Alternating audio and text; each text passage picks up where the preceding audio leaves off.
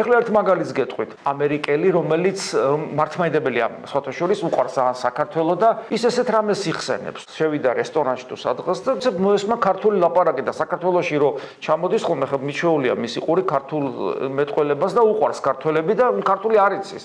ხო და ქართულად ლაპარაკობენ, ეხა 2 ინჩ და 3 ინჩ და არ მახსოვს მე და გამოეცნაურა, რომ უი თქვენ ქართველები ხართო და აღმოჩნდა რა, ესენი არ იყვნენ ქართველები.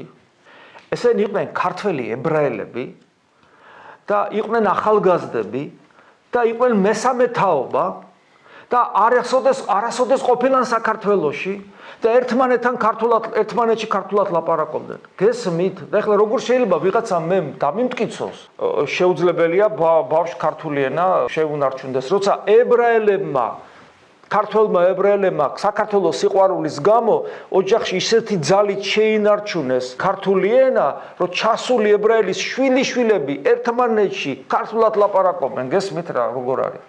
და არ მითხრათ, არ დავიჯერებ ამას, რომ ესე იგი აქ შეუძლებელია ქართული ენა ისწავლოს ადამიანმა.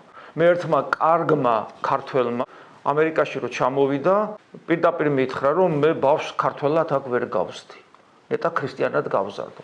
ეს უკვე ისეთი კაპიტულაციაა, რომ ის ქრისტიანათაც ვერ გასდის ბავშვს. გამორიცხულია. კაპიტულაციაა ეს უკვე.